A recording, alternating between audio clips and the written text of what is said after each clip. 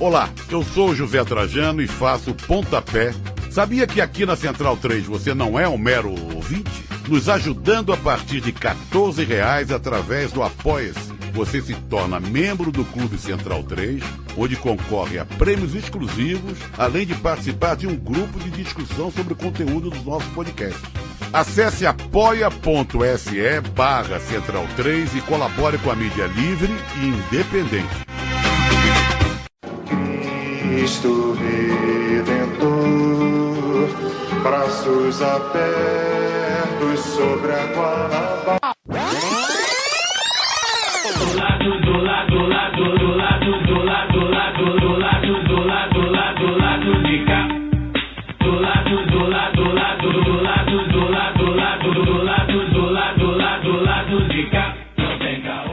Olá, ouvintes da Central 3, aqui quem fala é Caio Belandi, apresentador do Lado B do Rio, chegando hoje com uma novidade. Nós ainda não teremos o Lado B Notícias, o Lado B Notícias está suspenso por tempo indeterminado, passando por reformulações, voltará em breve, mas por hoje a gente fica aí com a Live B do Rio, que aconteceu na última sexta-feira, dia 11, onde eu, Daniel Soares, Fagner Torres e Lana de Holanda comentamos a saída do Marcelo Freixo do PSOL rumo ao PSB. A live ficou bem bacana, ainda está bastante atual, embora tenha sido feita na sexta-feira. Os comentários ainda estão bastante atuais, então a gente decidiu subir aqui para o feed. A gente aproveita também e pede a vocês deixar o likezinho, assinar o nosso canal lá no YouTube, www.youtube.com/Lado B do Rio. A gente também está querendo fazer o mesmo sucesso estrondoso que fazemos no podcast lá no YouTube. Então é isso, fiquem aí com a Live B do Rio comentando a saída do Marcelo Freixo e na sexta-feira o programa Lado B do Rio volta normalmente. Até lá!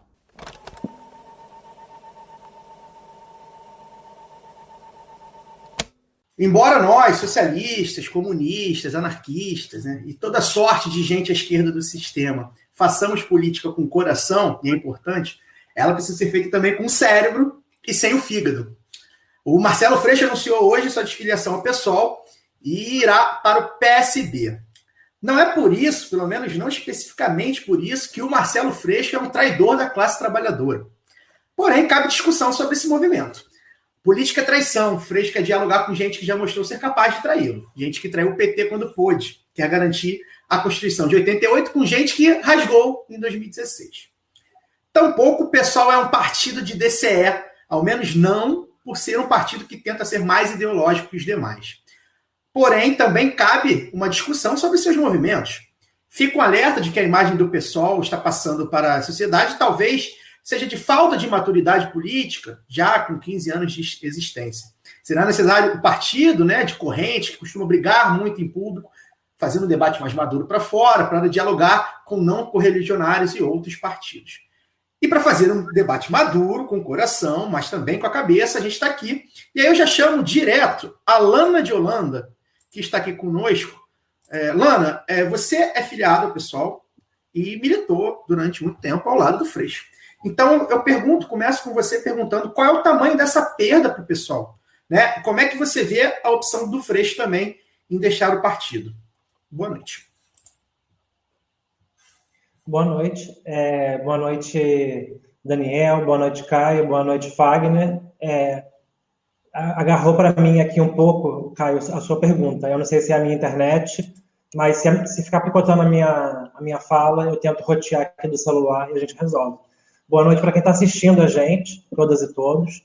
É isso, né? Eu sou filiado ao PSOL desde 2014. Então, são aí... Eu sou péssima em conta, né? Mas acho que são alguns anos que já vi bastante coisa no PSOL. Obrigada, o economista me ajudou aqui. São 7 anos, obrigado, Daniel. São 7 anos de filiação ao PSOL. E é muito interessante, assim, ver esse caminho que o PSOL vai trilhando ao longo desses anos, né? Eu preciso dizer que eu estou muito triste hoje, assim.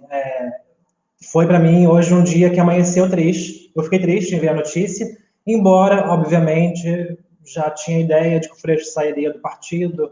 Mesmo quem não era afiliado ao partido já tinha essa ideia, né? Várias notícias que pipocavam, vários rumores de que ele sairia do PSOL em algum momento. Mas ver isso de fato acontecer para alguém que constrói o partido é algo triste, porque eu até escrevi isso mais cedo, por muito tempo, não só aqui no Rio de Janeiro, né, mas eu acho que no âmbito nacional, porque o pessoal ele é muito forte no Rio de Janeiro e acaba virando meio que um reflexo para o restante do pessoal em outras cidades, em outros estados. O Freixo ele era quase um sinônimo, né, do partido. O pessoal é o Freixo, Freixo é o pessoal.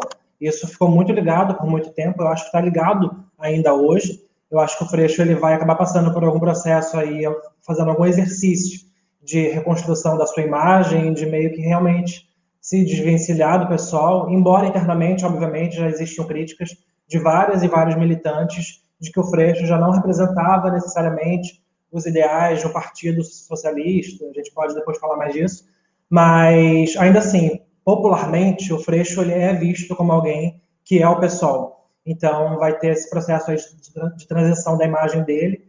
E eu tô triste porque eu acho que o Freixo ele perde em sair do PSOL, porque o PSOL tem uma militância orgânica que outros partidos de esquerda, principalmente o partido que está apontando que é o partido que ele vai, né? E acho que isso já foi confirmado por uma live que ele fez hoje mais cedo, que é o PSB. O PSB não tem essa militância orgânica que o PSOL tem, essa base no movimento estudantil, em alguns movimentos sociais, movimentos feministas, movimentos antirracistas, e eu acho que isso faz diferença para um candidato, acho que isso faz diferença para alguém com o histórico que o Freixo possui, mas o pessoal também perde, né? Também não posso ser aqui Poliana, Alice. Eu vi algumas pessoas falando hoje, já foi tarde, e eu não acho isso, não. Eu acho que o pessoal também perde com a saída de um nome como Freixo. Perde politicamente, eleitoralmente, porque é um grande nome que na última eleição de 2018 fez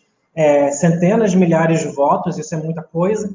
Então o partido vai precisar passar talvez por uma reavaliação da sua postura ano que vem, como vai ser a eleição do ano que vem, para não perder cadeiras, para não perder a sua posição, como hoje é o maior partido de esquerda no Rio de Janeiro, institucionalmente falando, nos parlamentos, né, municipal, da capital e parlamento federal, também na LERJ.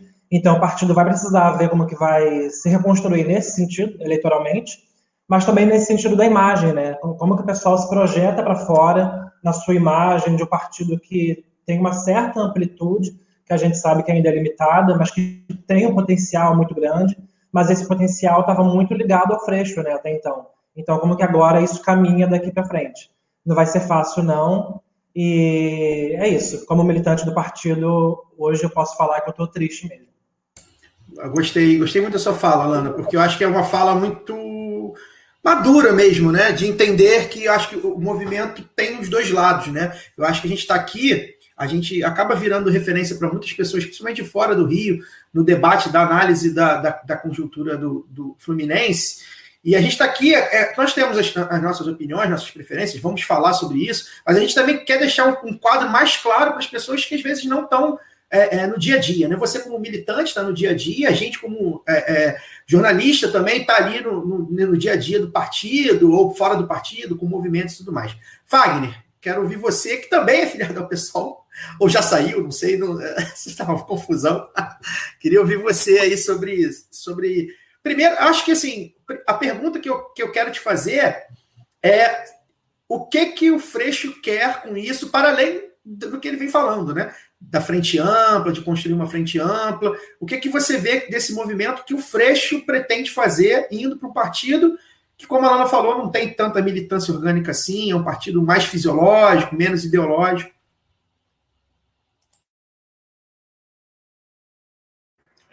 Bom, boa noite, gente. Boa noite, Lana, Daniel, Caio.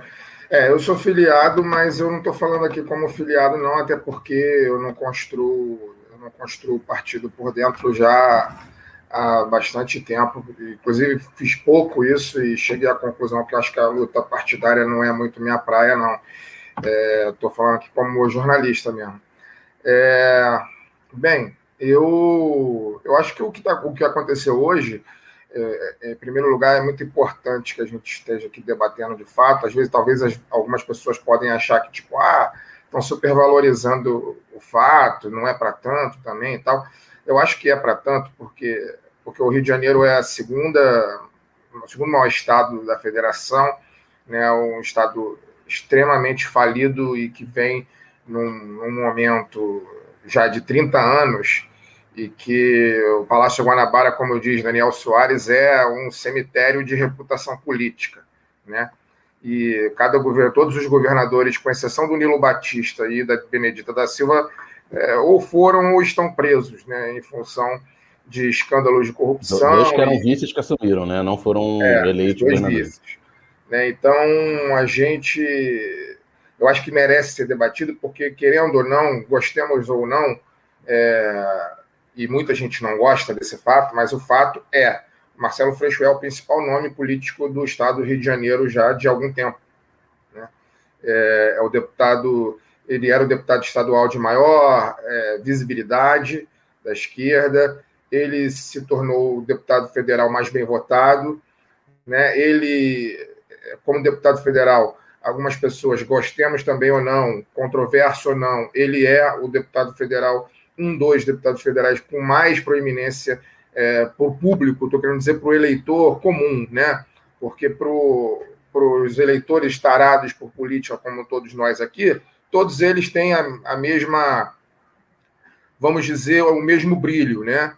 Mas para o eleitor comum, nosso vizinho, nosso familiar, que não é lá muito ligado no dia a dia da política, né? Quando fala do PSOL, lembra do Marcelo Freixo, né? Quando lembra das campanhas dele à prefeitura e tal. Então, eu acho que hoje é um dia, sim, historicamente, um dia politicamente histórico, né? A gente tem um quadro importante no estado do Rio de Janeiro que sai do partido para disputar, sai do partido que ele construiu durante 15 anos para disputar a principal eleição da vida dele, né?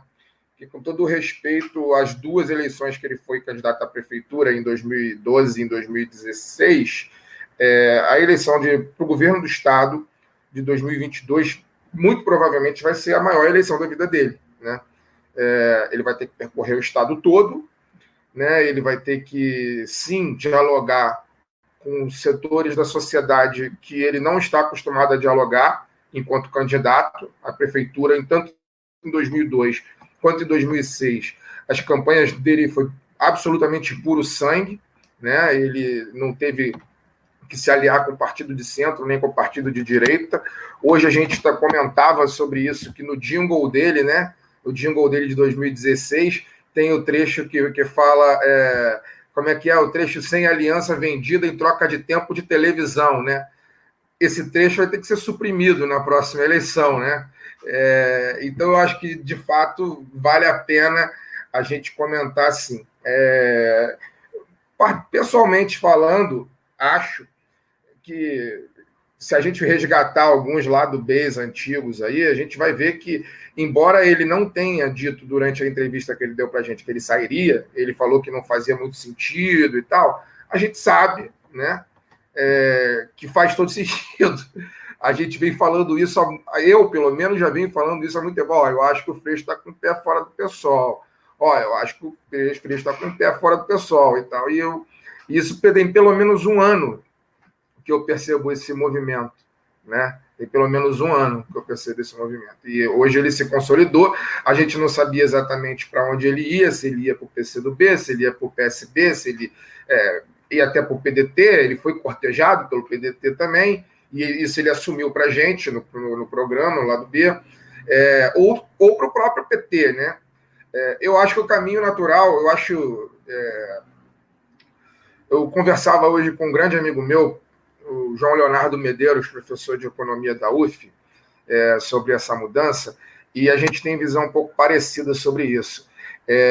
Em primeiro lugar, eu acho importante que o Lula, que, a meu ver, é a figura central nesse processo, né, para além do Freixo, é muito importante que o Lula esteja, de fato, olhando para o Rio de Janeiro hoje, né?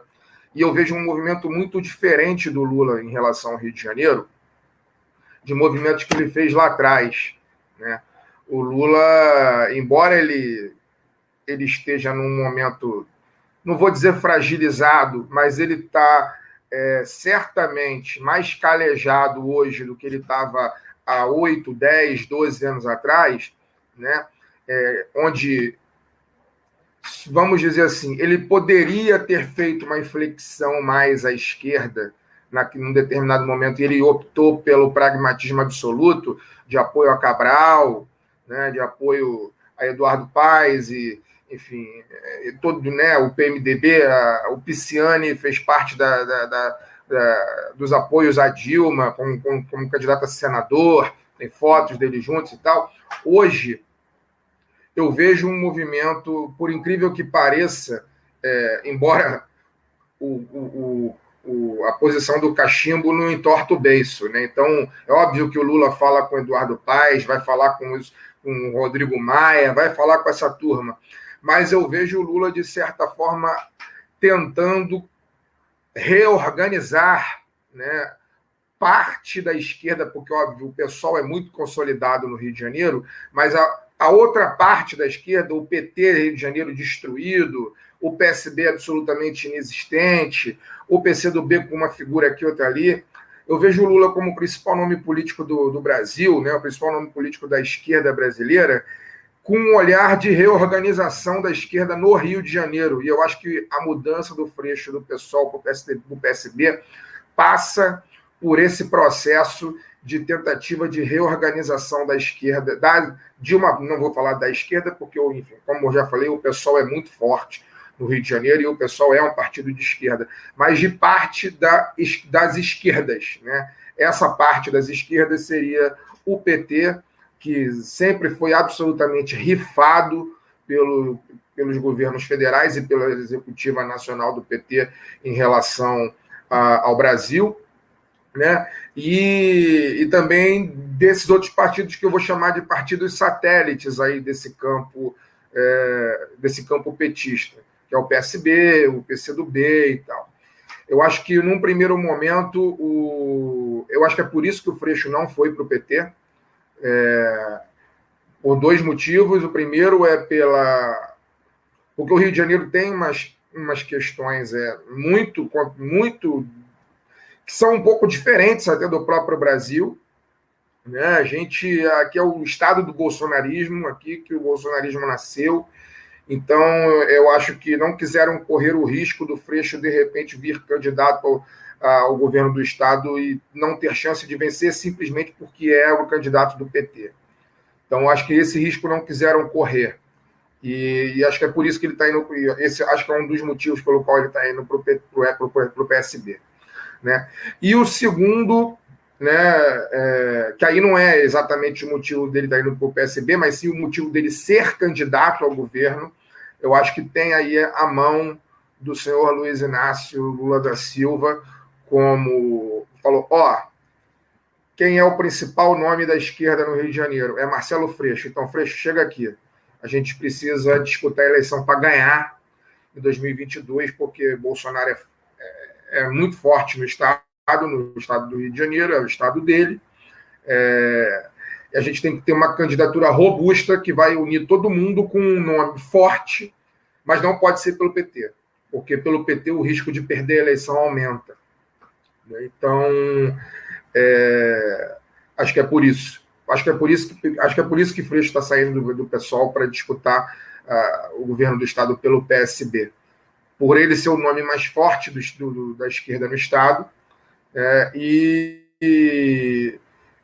porque o PSB não carrega o ônus da destruição, vamos dizer, midiática, moral, que o PT sofreu ao longo desses anos. Eu acho que está bem provado isso, né? Está comprovado isso. Eu não tenho a menor dúvida que, embora o PT seja ainda o principal partido de esquerda do Brasil, eu tenho muitas dúvidas se o PT elege um presidente da República hoje, por exemplo, se não for o Lula. Né? Eu acho que o Lula é maior do que o PT. Então, é por isso que ele lidera as intenções de voto. Se não fosse o Lula, se ele tivesse peso, né, ou qualquer outra coisa, acho que dificilmente o PT faria um presidenciável, por mais que tentasse. Né? dificilmente faria. Então, eu acho que é por isso. Acho que é por esses motivos. E aí, antes de passar a palavra para Daniel, a minha reflexão é muito simples. Assim. Eu não tenho muitas esperanças de que o processo eleitoral é um processo que define, né, a minha vida, a vida das pessoas. Eu acho que o processo eleitoral é parte dele. Né? É muito melhor eu ter um governo PSB, um governo do Freixo, com alianças à esquerda, com alianças ao centro e até mesmo com alianças à direita não bolsonarista. É muito melhor para mim, é muito melhor para os meus vizinhos, é muito melhor para os meus familiares, é muito melhor para as pessoas que vivem nas favelas, né, do que o governo Cláudio Castro, né, ou o governo Pazuello, como já chegaram a aventar aí que o Pazuello pode ser um nome bolsonarista candidato ao governo do Estado. Então, antes de tacar qualquer pedra na decisão do Freixo, né, eu imagino o que pode ser pior do que é o que a gente está vivendo. Né? E não está vivendo de agora, porque o Rio de Janeiro já vive uma desgraça há muito tempo. Né? Então, foi mais ou menos isso que eu tentei escrever hoje até no Twitter lá e tal. O Twitter não é um lugar muito bom para poder fazer essas reflexões, porque o espaço é muito curto. Mas é isso. Assim. Se eu estiver vivo em 2022 e o Freixo for o candidato mais viável, né, para combater o bolsonarismo, eu não vou. Eu votei no Eduardo Paes para prefeito, não vou votar no Freixo para governador. É óbvio que eu vou votar no Freixo para governador. Então, assim, antes de tacar pedra, eu prefiro reservar as minhas pedras para atacar no inimigo, né? Porque naquele inimigo certo, né? Que é o Cláudio Castro e essas aberrações que o Rio de Janeiro vem parindo ao longo dos últimos anos e décadas. O Freixo, na pior das hipóteses, eu consigo fazer uma oposição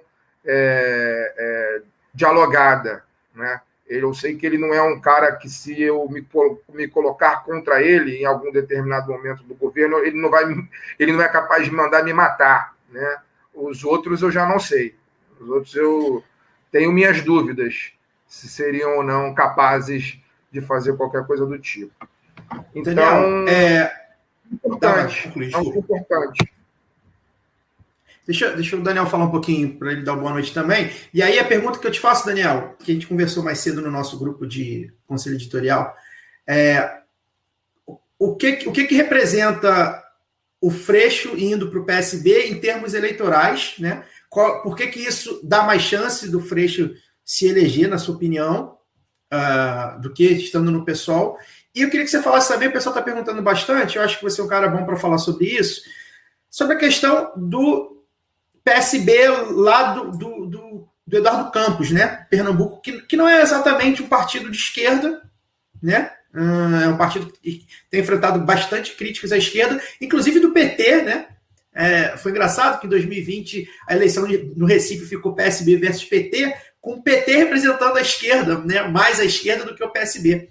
Então considera-se de maneira muito, muito simples, muito fácil de definir o PSB de Pernambuco um partido mais de centro-direita do que de centro-esquerda. Então, como é que também fica essa negociação em nível nacional, né?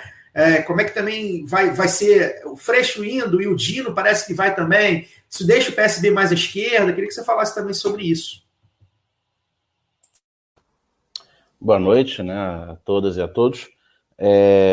Esse movimento do Freixo de hoje eu vejo como um passo dentro do que ele falou na entrevista que ele deu para o lado B. Embora ele tenha dito textualmente que ele não sairia do PSOL, né, se você ouvir a entrevista inteira, você vai ver que ele fez o lançamento da candidatura a governador dele, digamos assim, naquele programa, e falando abertamente que ele contaria com o apoio, esperava o apoio de uma frente ampla mesmo, né? Não uma frente de esquerda, mas uma frente que incluísse nomes ao centro e nomes da direita, segundo ele, com quem se podia dialogar contra a extrema-direita e o crime, né? Ele usa essa expressão diretamente.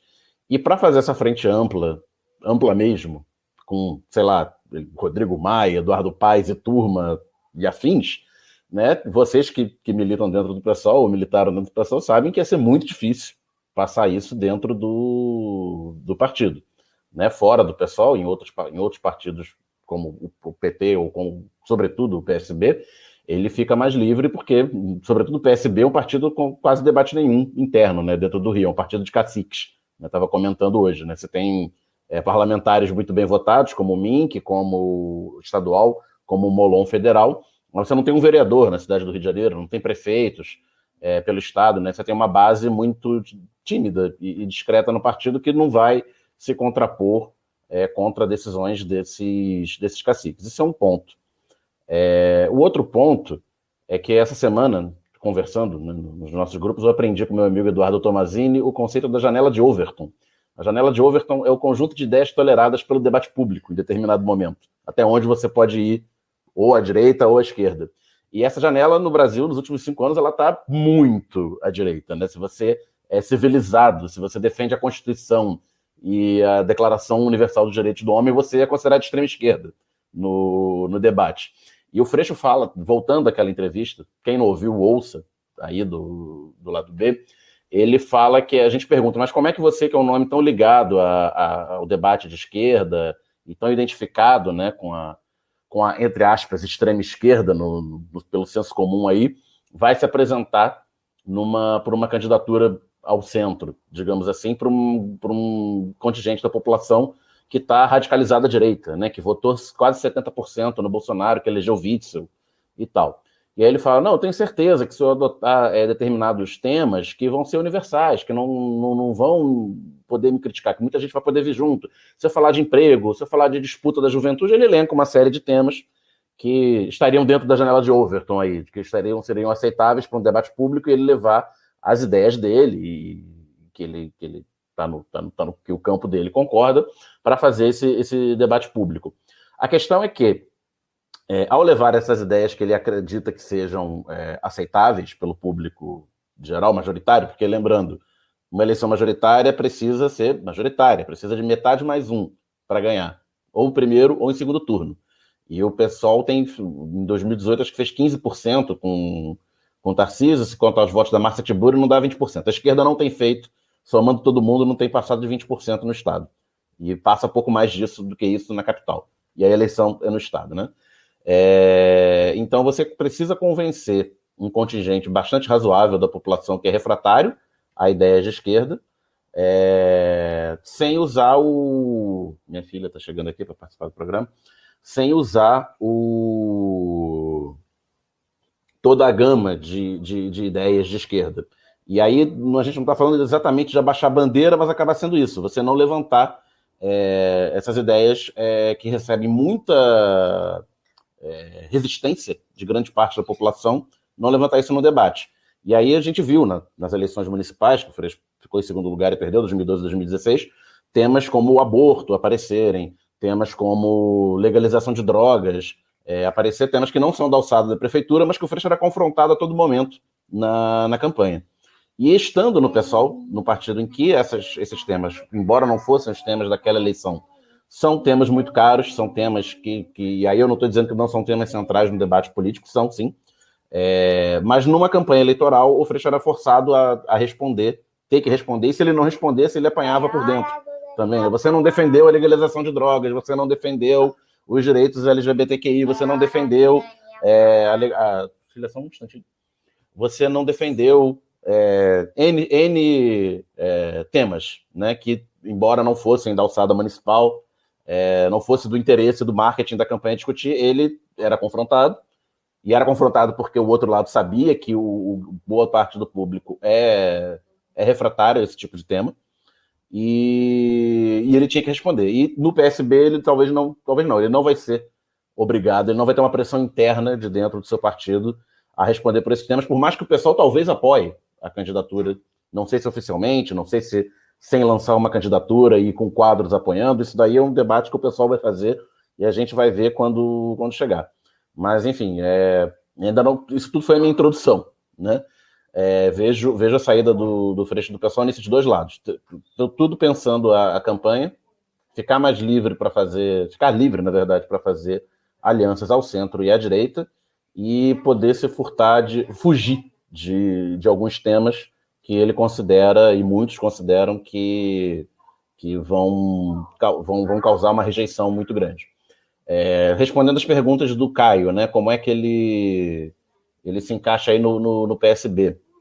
Fagner já falou que a ida dele para o PSB e não para o PT já é uma ideia de fugir do antipetismo, né, que ainda é muito forte, sobretudo no Rio de Janeiro. Isso é uma coisa. Outra coisa é que ele já entra no PSB muito grande, como um quadro muito grande do partido, um quadro pesado, e nacionalmente, no Rio, sobretudo, mas nacionalmente, e isso cria um desbalanceamento de poder dentro do próprio PSB. Ele vira uma figura, talvez a figura mais lulista do PSB, que é um partido que sempre é cortejado para lá e para cá. Se a gente pegar o histórico do PSB, desde a redemocratização, aí, você vai ver que o PSB já apoiou o PT, já lançou Garotinho, já ficou neutro, né? 2018 foi disputado, o Ciro queria, o PSB apoiando, teve um acordo como o peso de Pernambuco. Votaram pelo golpe em 2016. Sim. Não, e tipo, a gama de pessoas que já passaram pelo PSB teve Saturnino Braga, o Romário. Teve Alexandre Cardoso. Romário foi eleito pelo PSB. Garotinho e Romário. Garotinho, Rosinha. Não, mas assim, estou falando de exemplos extremos aqui, né? Que o Alexandre Cardoso, que foi prefeito em Caxias, e o Saturnino Braga, que também era uma figura histórica. Né? O partido joga lá e cá. Em São Paulo, com Márcio França, e no Paraná, o PSB é auxiliar tucana, desde sempre. Né? Mas, enfim, a Marina foi candidata pelo PSB, com o PSB abrigando a rede que não estava legalizada em 2014. É um partido sem uma identidade muito, muito forte. Ao mesmo tempo que é razoavelmente grande, tem ali 20, 30 deputados, tem governadores, principalmente, exatamente por ele ser essa coisa um pouco amorfa, né? Você pode ser PSB pelo lado tucano, pode ser PSB como linha auxiliar petista. Então é muito confortável você, às vezes, em determinado estado, embarcar no partido, determinados grupos políticos. Então ele é um partido que o Lula certamente tem interesse no apoio, e ele coloca um cara grande dentro da composição de forças ali do partido. Hoje, a família Campos Arraes, digamos assim, é muito forte por causa da estrutura que o partido tem em Pernambuco. O Eduardo Campos se elegeu governador de Pernambuco em 2006. O Miguel, o avô dele, tinha sido governador nos anos 90. Então, somando tudo, dá uns 20 anos de poder, sendo 15 consecutivos, né? 4 mandatos de governador em Pernambuco. Agora, com a prefeitura nos últimos 3 mandatos. É uma máquina muito forte. Pernambuco é um estado grande, é um estado importante, então tinha um peso imenso no partido. Para onde os Campos iam, o partido acabava pendendo. Então, embora a família Campos tenha relação de razoável para boa com o Lula, né? Você tem uma força a mais, tem uma figura do peso do Freixo dentro do partido, faz uma cunha ali dentro, petista dentro do partido, digamos assim. Por fim, os riscos, né, desse movimento. O Freixo fez uma aposta altíssima. Ele jogou com a carreira política dele, porque, como ele também, voltando mais uma vez ao programa que ele fez com a gente, ele falou que seria muito confortável continuar como deputado pelo pessoal. Seriam reeleições consecutivas certas, até a perder de vista. Ele faz esse movimento pensando em ganhar a eleição para o governo do estado com tudo isso que a gente falou. Os riscos são imensos. Principalmente, o histórico. A história nos ensina que a direita trai a esquerda em alianças que a esquerda é cabeça de chapa.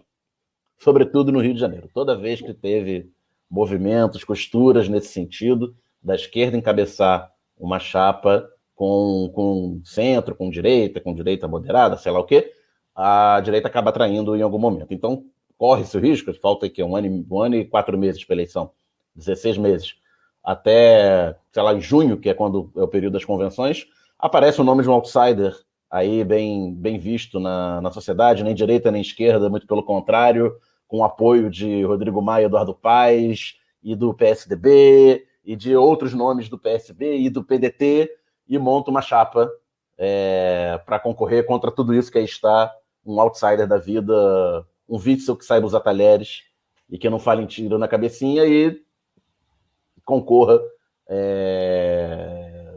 dessa eleição. Nem Lula, nem Bolsonaro, né? Nem Lula, nem Exatamente, Bolsonaro. nem Lula, nem Bolsonaro, mas a gente conversa com os dois, porque é uma conversa institucional, vocês sabem. Eduardo Paes. Eduardo Paesismo. Oi? Eduardo Paesismo. Eduardo Paesismo. Então, esse acho que é o principal risco, da traição dentro da própria frente que ele pretende montar e de ser escanteado nesse processo. Vou fazer uma pausa rapidamente, só para fazer os procedimentos de youtuber, porque é importante. Por exemplo, o pessoal falando aí de deixar o like. Cara, é importante, você deixa o like lá. Aí a gente conversou com a Nina da Hora essa semana, né? O programa de hoje, né? Então, quando deixa o like, comenta, isso gera engajamento. E aí também tem aqui o pessoal do Superchat, né? A Karina Soteiro. Cara, acho que a Karina Soteiro é ouvinte desde o comecinho, se eu não estou enganado. Deixou aí uma merrequinha para nós, que é sempre bom.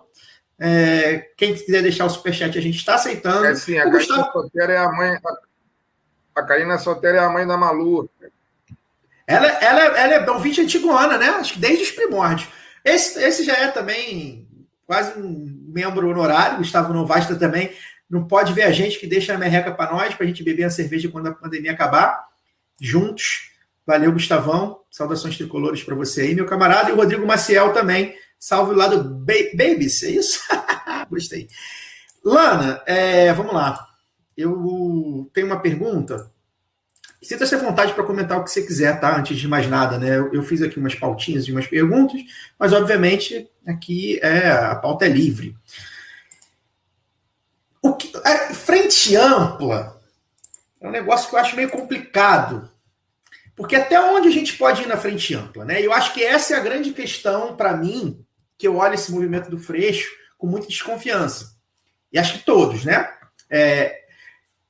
Não acho, pelo que eu vejo, né, que o pessoal se negaria a fazer alianças e debates políticos com outros partidos de esquerda, mas talvez o pessoal tenha tido um limite que o Freixo achou melhor passar. E aí eu falo abertamente aqui, para mim, o meu corte, é o golpe em Dilma Rousseff. Porque se você está falando em defender a Constituição Federal, você precisa defender a Constituição Federal de 88 em 2016.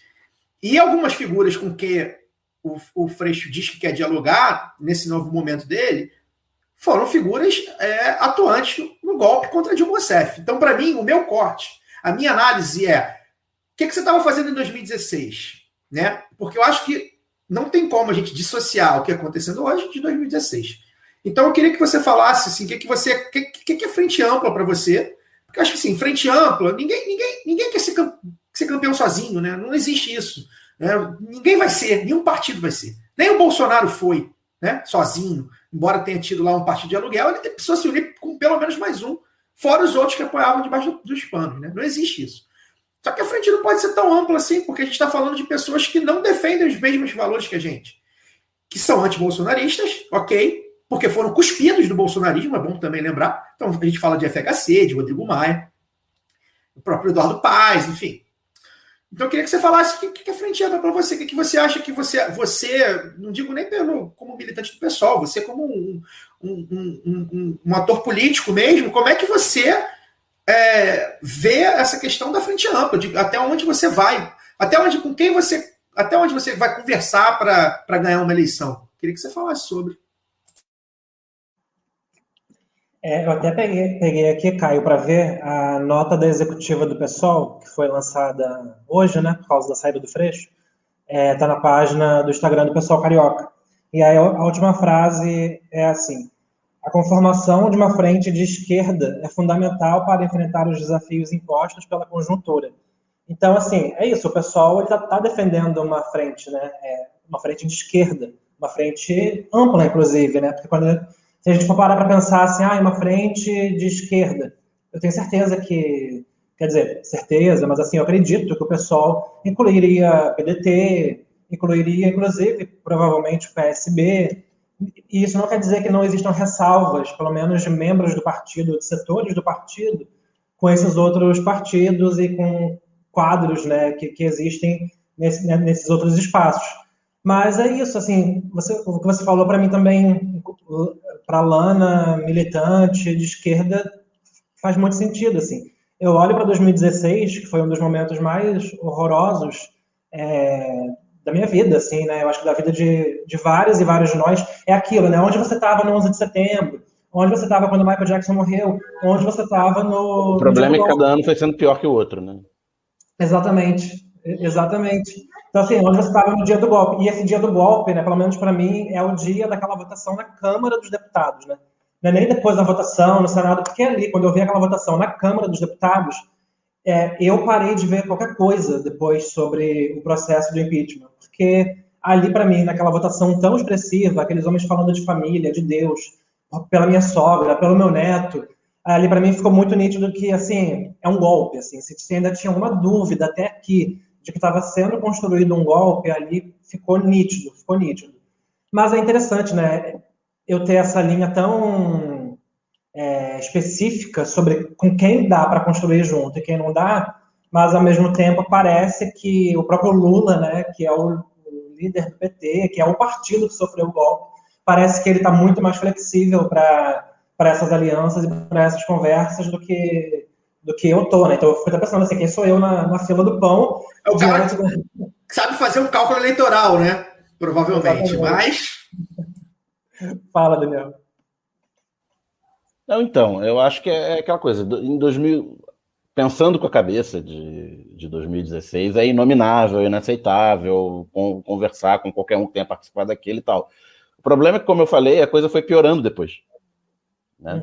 Governo Temer, eleição do Bolsonaro, governo Bolsonaro, pandemia, e aí a nossa régua vai baixando de como a gente consegue sair do buraco que a gente se enfiou. E aí o Lula, que nunca teve problema em conversar com o diabo, ele vai conversar com o diabo, com os traidores de 2015 e 2016, ele não vai ter problema nisso. Como ele vai organizar isso, eu não sei.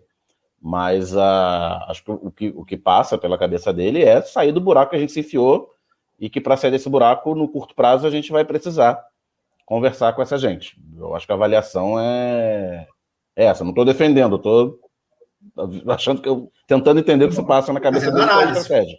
Claro. É isso, assim, uma outra coisa que para mim é muito importante, para além da questão do golpe, é a questão dessas políticas neoliberais, né? As políticas econômicas, o teto de gastos. Eu acho que o teto de gastos é algo fundamental, assim. Eu não consigo conceber essa ideia de democracia que se fala, precisamos nos unir para defender a democracia. E eu concordo com isso, mas eu fico me perguntando assim, que democracia é essa? Assim, de qual democracia, de qual ideal, de qual modelo de democracia você está falando? Porque o ataque à democracia ele não passa só pelo Bolsonaro, e isso é óbvio, assim, para quem minimamente acompanha a política, para quem minimamente ouve o lado B do Rio, lê textos de esquerda, textos minimamente engajados, a gente sabe que essa construção desse autoritarismo do Bolsonaro, essa construção desse neofascismo, ele não passa só pelo Bolsonaro, ele passa pelas medidas econômicas que fortalecem o projeto que Bolsonaro também defende.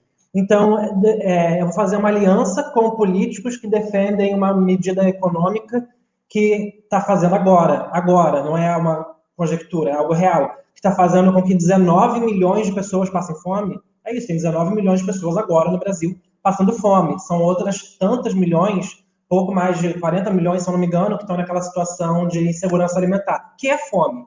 É fome, só que é um termo, né, uma fome um pouco menos agressiva. Mas, assim, essas pessoas que estão em situação de rua, que a gente vê que aumentou muito, gigantescamente, o número de pessoas em situação de rua. E é importante observar também, não sei se vocês têm reparado isso, antes a gente tinha aquela imagem tradicional, entre aspas, da pessoa em situação de rua, que é o homem, né? Aquele homem em situação de rua, a figura hegemônica da pessoa que está em situação de rua. Agora, quando você passa e você vê as pessoas em situação de rua, você vê famílias, você vê cada vez mais mulheres, você vê cada vez mais crianças. Então, assim, isso é um sintoma de algo, obviamente, que foi feito para que essa situação chegasse aí. E não foi a pandemia. Não é a pandemia que quebrou a economia.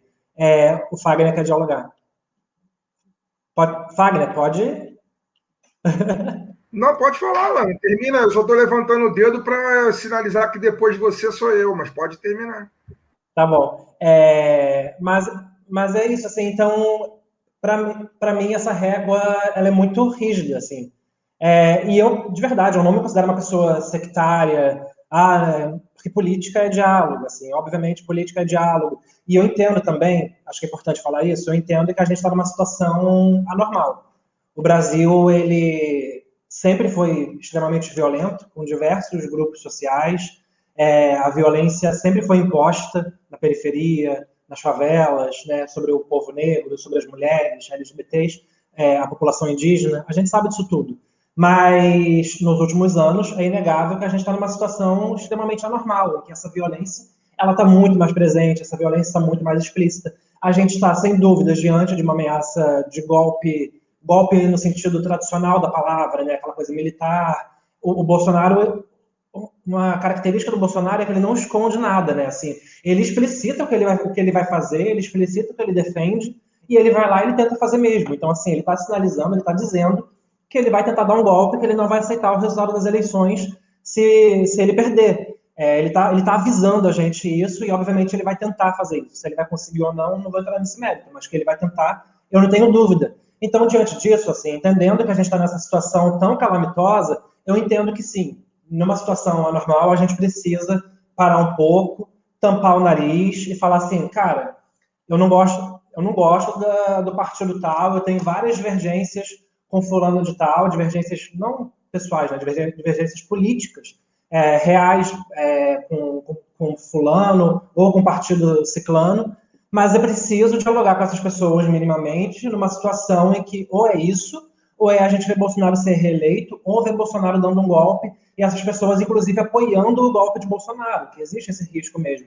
Então, existe essa situação, mas, ao mesmo tempo, o que eu entendo que existe essa anormalidade que coloca empurra a gente a abrir talvez certas brechas e a talvez dialogar com certos campos que a princípio eu que sou socialista, eu não dialogaria, não construiria junto.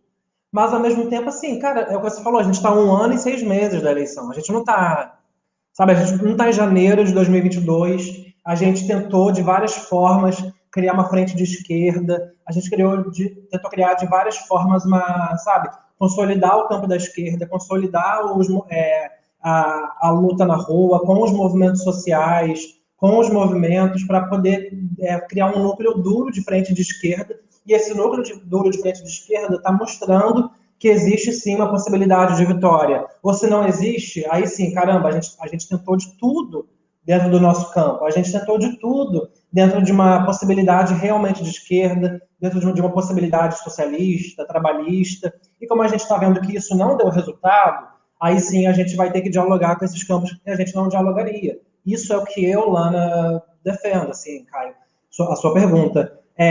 Porque é isso, se a gente está numa situação extremamente agressiva, beirando uma ditadura, que eu acho que é o que a gente está beirando de fato, uma ditadura naquele sentido tradicional, como a gente vê, né, o tempo todo a direita, a extrema-direita, estão tentando ou estão dando golpes na América Latina. Agora, no Peru, a Keiko está lá dizendo que não vai aceitar o resultado que o Pedro ganhou a eleição.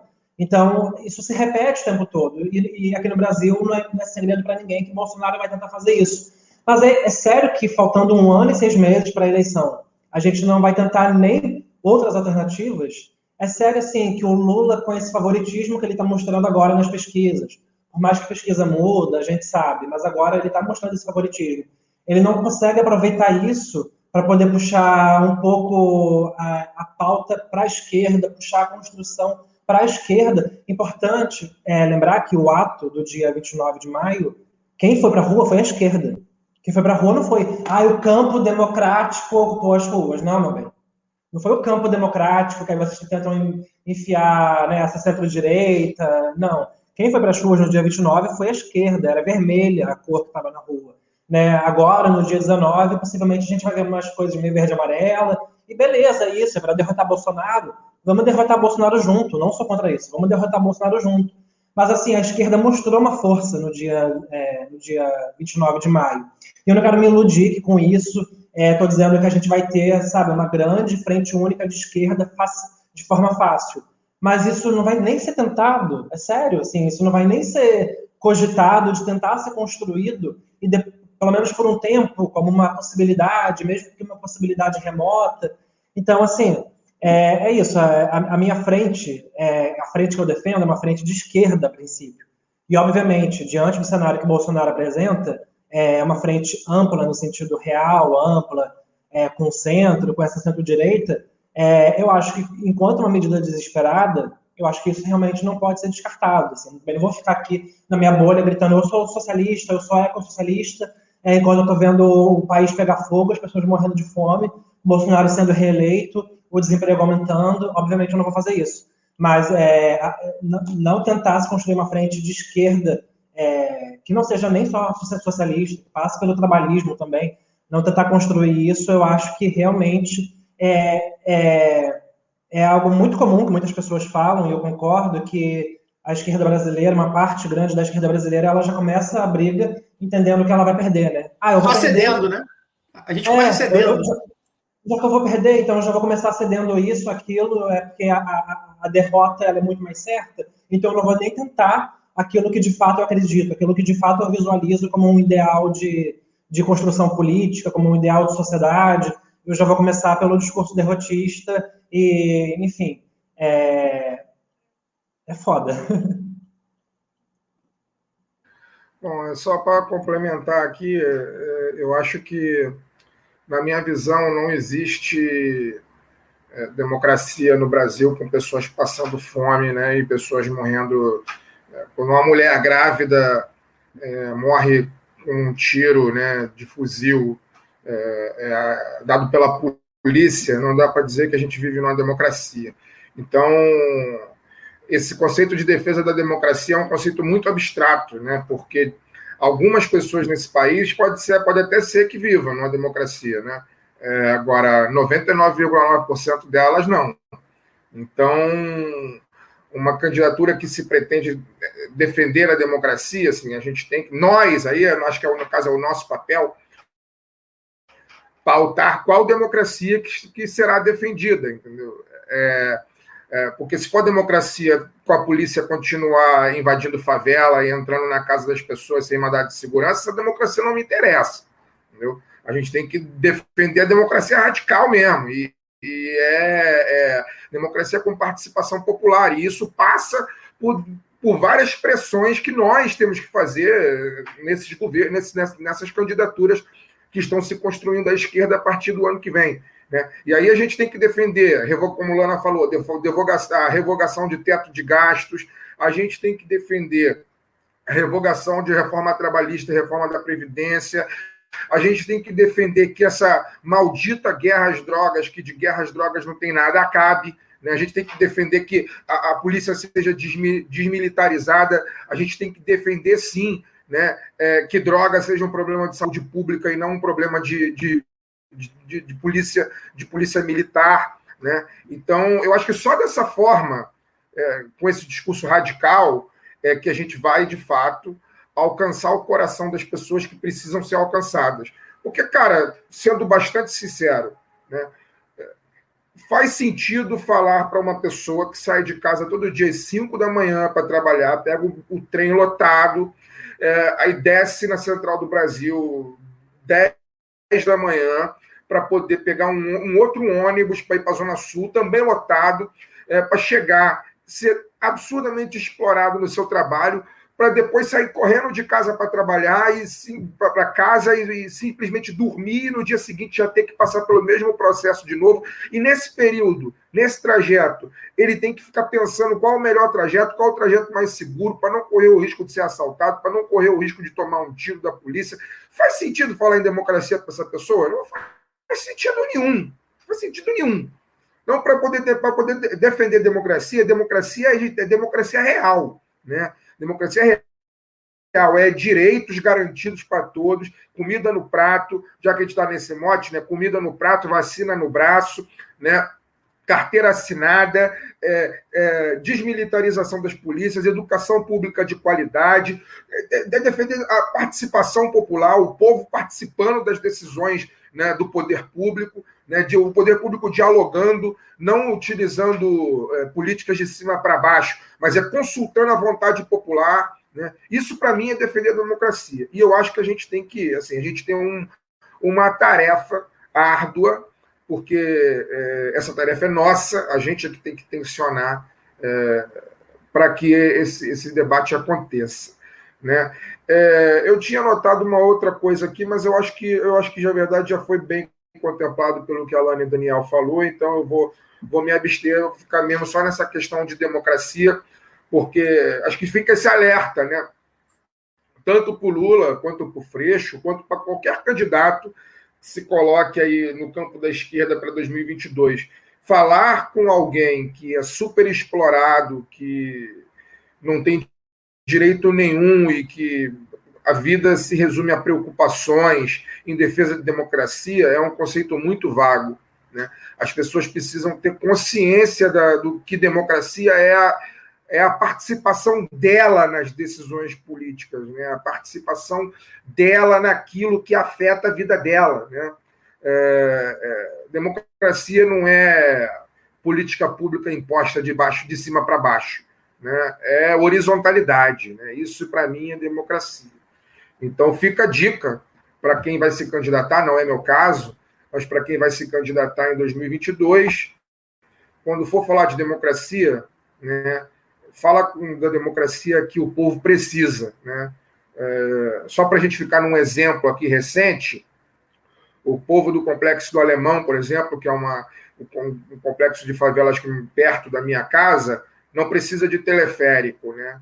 Tanto não precisava de teleférico que ele está parado há não sei quantos anos até hoje, depois de ter sido inaugurado, né? Então, o povo precisa ser ouvido naquilo que ele quer, naquilo que ele precisa para poder decidir. Vou tirar meu microfone e minha câmera aqui, que estão batendo na minha porta. Só um minuto. Vai lá, segue em frente. Chegou a comida. Eu vou seguir em frente aqui, lembrando, né, pessoal aí deixando o like. Remover aqui o Fagner. Pronto, bonitinho aqui. Deixar o like aí, galera, que é importante pra gente. A gente está tentando ocupar o YouTube. O YouTube, enfim, é um espaço que é muito difícil de ocupar. A gente pretende ir lá pro tal do Twitch também, enfim, mas a gente precisa estudar ainda melhor como é que vai fazer, mas a gente pretende ir também em breve, que a gente sabe que a galera tá acompanhando bastante por lá também. Vou ler aqui. O meu xará deixou uma verbinha aí para nós e falou assim: vocês acham que o Freixo, assim como o Ciro, vai parar de responder as perguntas sobre legalização do aborto? Mais ou menos o que o Daniel falou, né? O Daniel quiser responder diretamente essa aí, mas você falou mais ou menos isso, né?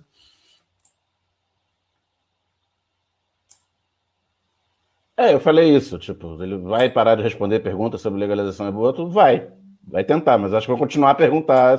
Outra coisa que eu falei, só para complementar minha fala anterior, é que ele está esperando ter que parar de responder esse tipo de tema, mas não vou deixar ele parar de responder esse tipo de tema. E ele ir para o PSB para fugir do antipetismo que afeta o pessoal também, em grande parte. Anti-esquerdismo, né?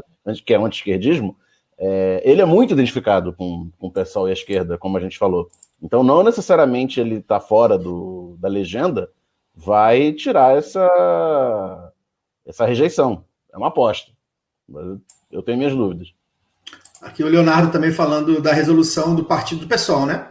Pode fazer aliança com o PT, PCdoB, PDT, PSB, PSTU, UP, PCB, Rede, PV. Assim, até o PV eu tenho minhas dúvidas também, mas enfim. Eu só para a gente está se encaminhando no final, esperar o Fagner chegar aí para a gente já dar o nosso encerramento. E aí eu queria também dar uns pitacos aqui. Eu acho que uma das coisas que o Freixo fala muito, acho que tem duas conjunturas que as pessoas comparam muito e eu acho que a gente não está vivendo, pode estar vivendo parecido, mas não está vivendo exatamente. Uma é a de 2002, né? Muito se fala do Lula fazendo afago, procurando empresários, tentando unir ali certa esquerda para repetir 2002, né? Acho que é muito diferente a conjuntura de 2002 por vários fatores. Uma delas é que o Fernando Henrique Cardoso é um cidadão que hoje a gente pode falar que a gente sente saudade de fazer oposição, né? Era um cidadão que, enfim, matava as pessoas de fome com suas políticas neoliberais, mas ele tinha vergonha de dizer que matava de fome, ao menos, né? Há diferença, né? A gente precisa entender, e a gente aqui critica muito, e vai sempre criticar, do nosso feitio, as políticas neoliberais de terno e gravata, né? Mas elas têm diferença para as políticas neoliberais e fascistas do que a gente está vivendo hoje do coturno, né? Da farda do coturno. Tem diferença, tanto tem que nós, do lado B, optamos pelo Eduardo Paes contra tanto o Witzel, contra o Crivella, né? Então, e como boa parte da esquerda. Então, tem diferença. Segundo turno, hein? Segundo turno. Mas enfim, 2002 não tá ali, né? Não é 2002. E também não é as diretas já. Eu acho que tem uma diferença também, que muito se fala nisso, porque era um momento de reconstrução. Mas primeiro, né? Tem um negócio que é muito relevante da direta já para mim, que é um caminho que a esquerda quase não fala. E eu acho que, enfim, tem razões de não falar, mas eu acho que às vezes poderia falar mais, que é a questão da Constituinte, né? Então, nas diretas já, você sabia que você queria derrubar os militares para fazer uma nova Constituição. Que, inclusive, é uma Constituição que foi louvada muito na época, tem bastante coisa muito boa, né? Mas que, hoje em dia, não está em vigor. Então, tinha essa diferença. E acho que, eleitoralmente, também, tinha uma diferença que ninguém era, pelo menos não nacionalmente, né? Ninguém era muito relevante na questão do voto, né? Ninguém tinha votos nacionais espalhados, porque a gente ficou 20 e tantos anos sem votar nacionalmente, né? As eleições para governadores já existiam, né? Então tinha governadores muito fortes, mas eram ainda regionais, tinham forças regionais que, enfim, se uniram e tudo mais. E a gente também não falava, eu acho que é uma diferença de hoje, a gente não tinha... tinha Franco Montoro, Brizola, Fernando Henrique, Covas e Lula no mesmo palanque, e Arraes, ok. Nenhum desses da direita, que a gente hoje considera como direita, na época até, né, ainda tinha essa dúvida, afagava os militares, né? Eu acho que quando a gente vai ampliar a frente de esquerda para a frente ampla, como o Freixo quer fazer, a gente está falando de gente que tinha alguns egressos do regime, sim, mas não eram figuras relevantes do regime. Isso, não era relevante. E não era relevante. O Sarney chegou depois, inclusive. O Sarney exatamente. Ele foi até o limite, junto com a ditadura, ele não subiu no palanque das diretas, mas subiu no palanque do Tancredo. Tinha gente, óbvio que teve militares que viram o mais famoso Petrônio Portela. Petrônio Portela era um senador oriundo da Arena e foi figura importante da abertura depois. Mas eu falo dessas figuras citadas em relevância, inclusive eleitorais, né? Porque eram senadores ou governadores de seus estados ganhando voto, né?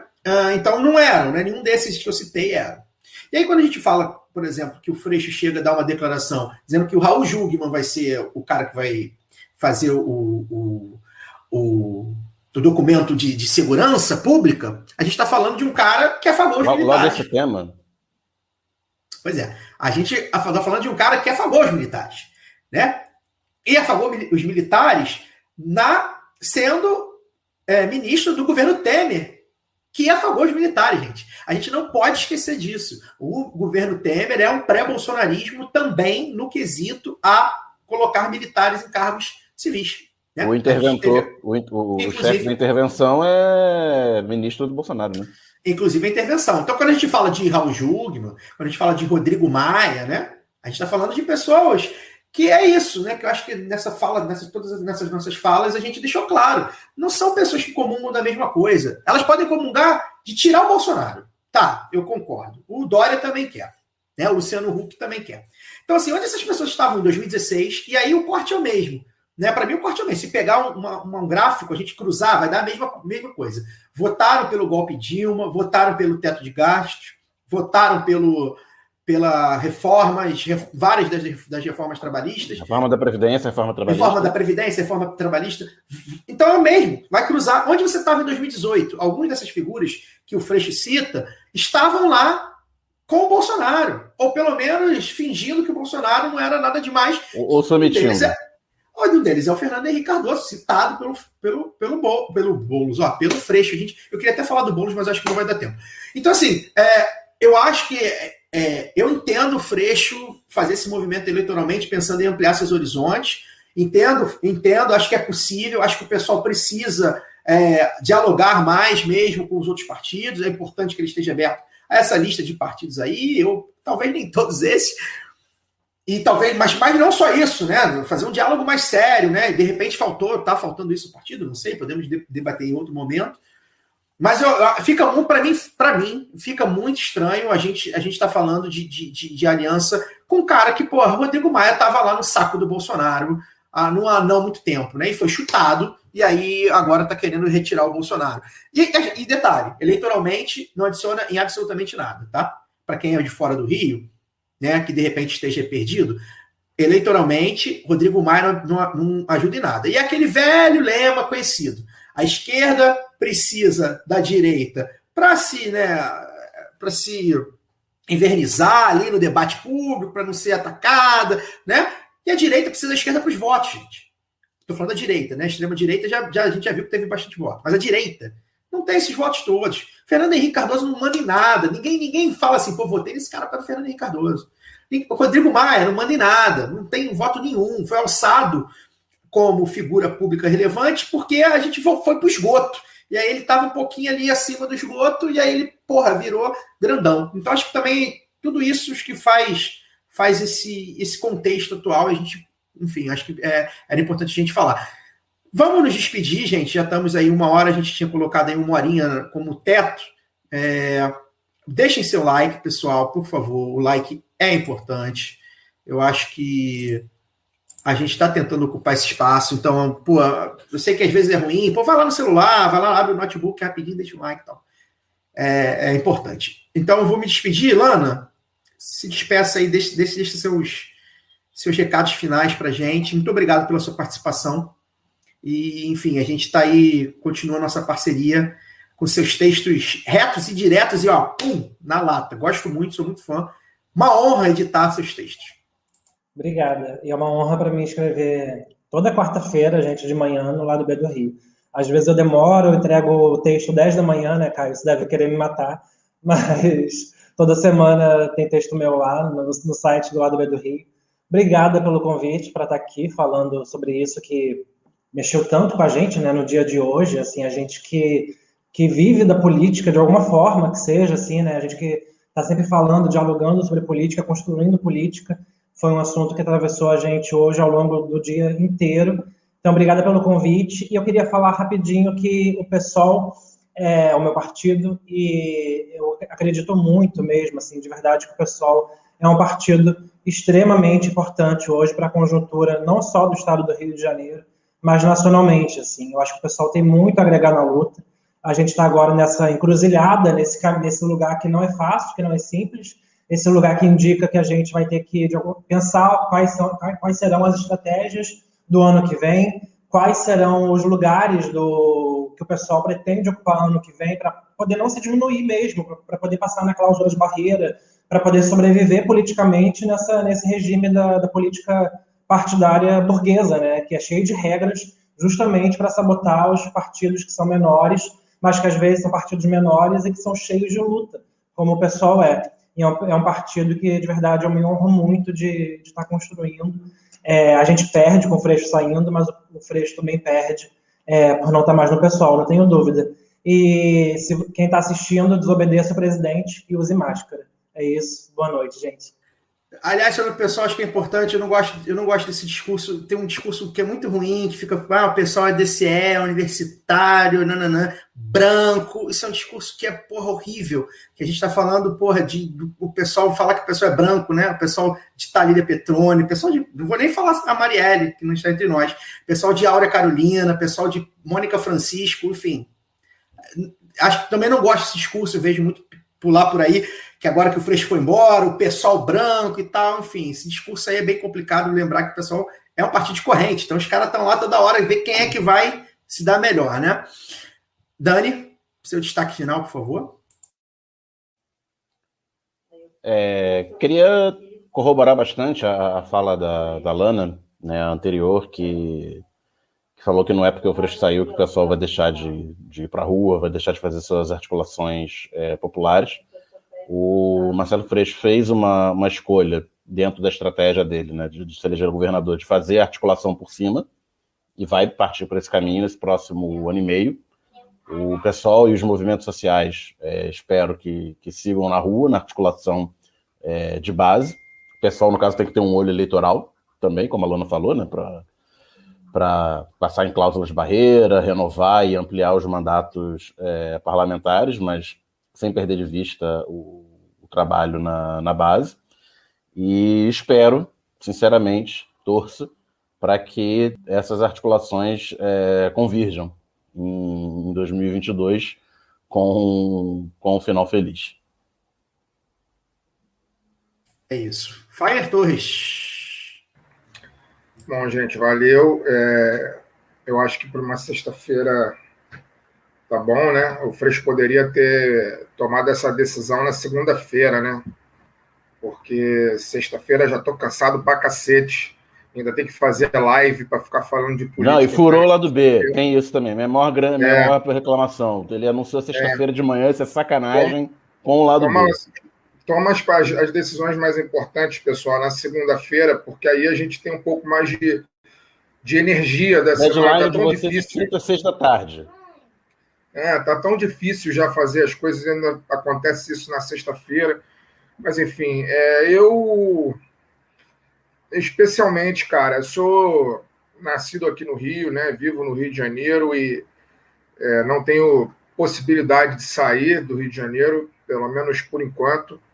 Então, o mínimo que eu espero, enquanto alguém que constrói sua vida aqui, trabalha aqui, mora aqui, é que a gente, em 2022, vai ser um ano duríssimo, eu não tenho a menor dúvida de que vai ser o ano inteiro infernal, do começo ao fim, porque se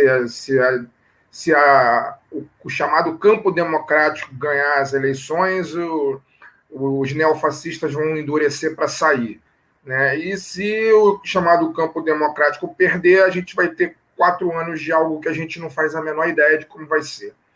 Então, mas a gente sabe que vai ser ruim, vai ser péssimo, né? Mas a gente não tem exatamente, só vai saber vivendo, né? Então, o mínimo que eu espero é que as coisas sejam, né?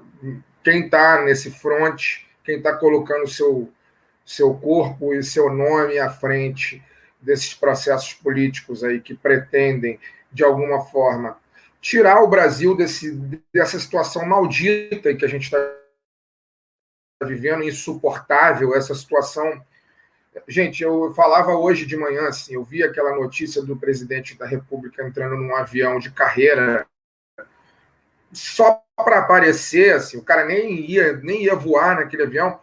Só de ver aquilo e ver que ele falando que quem diz fora Bolsonaro é gado, né? Ele usou um termo lá, vai de jegue, não tem que andar de avião. Só dele falar aquilo me dói fisicamente. Eu não sei como é que é em vocês, mas eu sinto dores físicas de viver no Brasil, né? Quando eu vejo o sujeito falar hoje, num momento que o Brasil perde quase 3 mil pessoas por dia de uma única doença, e o sujeito vai à televisão falar que ele vai liberar, que vai liberar quem não quiser usar máscara, não vai usar máscara, isso me dói fisicamente, assim, eu sinto dor física, caralho, por que eu estou passando por isso, por que eu vivo nesse lugar, né?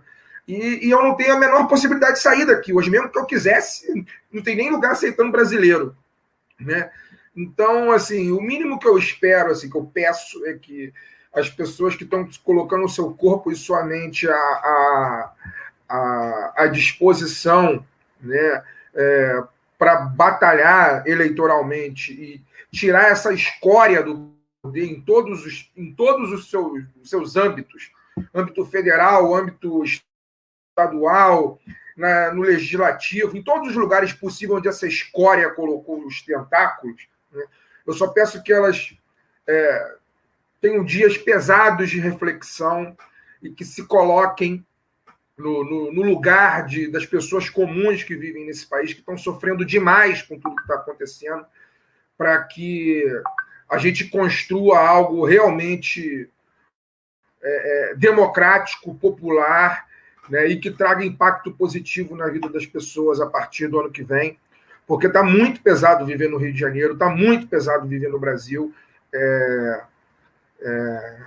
Quem tem discurso de amor e de gratidão, hoje, num momento desse, provavelmente está completamente adoecido, porque eu acordo e durmo sentindo o mais profundo ódio por todas as pessoas que comandam esse país, esse Estado, e isso eu estou cansado de viver assim, eu não quero mais viver assim. E para não viver assim, a gente tem que se organizar e tem que construir uma solução popular e democrática de verdade a partir do ano que vem. Espero que a gente tenha sorte. Valeu. É isso. E também lembrar que a luta não se faz só nas urnas, né? Tem muita coisa, muita água para rolar ainda.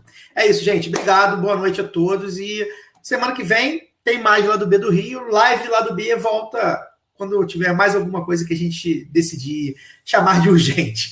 Tchau, tchau, gente.